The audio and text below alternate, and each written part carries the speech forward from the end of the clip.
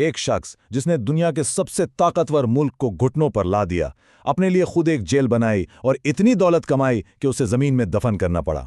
ये कहानी है पाब्लो एस्कोबार की, और इस तफसील में हम जानेंगे कि कोकेन का ये बादशाह कैसे उरूज पर पहुंचा और फिर कैसे इसका जवाल हुआ।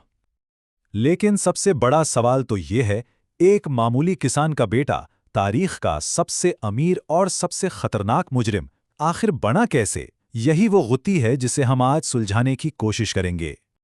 हर पारी कहानी की एक शुरुआत होती है, और एस्कोबार की शुरुआत यकीन करें बहुत ही मामूली थी, छोटे मोटे जुराइम से एक सल्तनत के सरबराह तक। आइए देखते हैं कि ये सफर शुरू कहां से हुआ। साल था 1949, जगह कोलंबिया।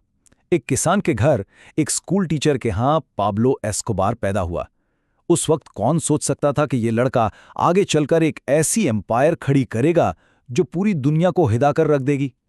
उसका क्रिमिनल करियर शुरू कैसे हुआ, ये सुन के शायद हंसी आए। वो जाली डिप्लोमे बेचता था, स्टीरियो स्मगल करता था, यहां तक कि कब्रिस्तान से कब्रों के पत्थर चुराकर बेच देता था। ये वो छोटी छोटी हरकतें थीं जो आगे चलकर एक समंदर बनने वाली थी। इस टाइमलाइन पर जो चीज सबसे ज्यादा हैरान करती है वो है उसके उरूज की रफ्तार। जरा सोचिए, 1974 में गाड़ी चोरी में पकड़ा गया। सिर्फ एक साल बाद 1975 में उसने एक बहुत बड़ा ड्रग ऑपरेशन अपने कब्जे में ले लिया, और 1976 तक वो मेडलिन कार्टेल जैसी खौफनाक तंजीम का को-फाउंडर बन चुका था। सिर्फ 2 साल में छोटे चोर से किंगपिन तक का सफर। और इसी मेडलिन कार्टेल के बुनियाद पर उसने खड़ी की अपनी कोकेन की सल्तनत, एक ऐसी एम्पायर जिसके पैमाने का अंदाजा लगाना भी शायद मुमकिन न हो। 80%, जी हां 80%, 1980s में अमेरिका जाने वाली हर 10 में से 8 लाइन कोकेन की एस्कोबार के नेटवर्क से होकर गुजरती थी। ये था उसका कंट्रोल। और इतने कंट्रोल का मतलब था पैसा, बहुत सारा पैसा। अपने उरूज पर एस्कोबार हर हफ्ते $420 मिलियन कमा रहा था। ये इतना पैसा था कि उसे गिनना नहीं बल्कि वजन करना पड़ता था। कुल मिलाकर उसकी जायदाद पहुंची $30 अरब तक। वो इतना अमीर हो गया कि फोर्ब्स मैगजीन भी मजबूर हो गया उसे दुनिया के अमीर तरीन लोगों में शामिल करने पर। एक मुजरिम जॉब एक ग्लोबल सेलिब्रिटी था। लेकिन इतनी बड़ी सल्तनत सिर्फ पैसे से नहीं चलती, उसे कायम रखने के लिए जरूरत थी खौफ की। और एस्कोबार का खौफ सिर्फ 2 लफ्जों में सिमटा हुआ था, प्लाटा ओ प्लोमो।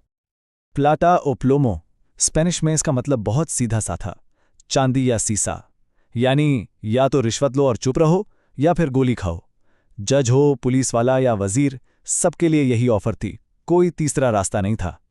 चांदी या सीसा, बस ये 2 लफ्ज उसके कंट्रोल के तरीके की सारी वहशत और सादगी को बयान करने के लिए काफी थे। लेकिन जब कोई इतना ताकतवर हो जाए कि मुल्क छोटा लगने लगे तो फिर क्या होता है? एस्कोबार ने रियासत के खिलाफ ही जंग का ऐलान कर दिया और एक मुजरिम से नार्को दहशतगर्द बन गया। इस पूरी जंग के पीछे सिर्फ एक डर था, अमेरिका के हवाले किए जाने का डर। एस्कोबार का मशहूर जुमला था कि वो अमेरिका की जेल में मरने से बेहतर कोलंबिया में कब्र में जाना पसंद करेगा, और इस हवाले के मुआहदे को रोकने के लिए वो किसी भी हद तक जा सकता था। और खुद को बचाने के लिए उसने पूरे मुल्क को दहशत की आग में झोंक दिया। 1984 में वजीर इंसाफ का कत्ल, 1985 में पैलेस ऑफ जस्टिस पर हमला, 1989 में एक सदारती उम्मीदवार का कत्ल, फिर उसी साल एक मुसाफिर तैयारे पर बम धमाका, 107 बेगुनाह लोग मर गए।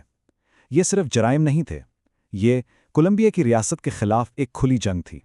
इतनी दहशत के बाद अंजाम तो होना ही था। एस्कोबार ने अपने खिलाफ ना सिर्फ कोलंबिया बल्कि पूरी दुनिया को खड़ा कर लिया था। अब उसकी कहानी का आखिरी बाब शुरू हो रहा था।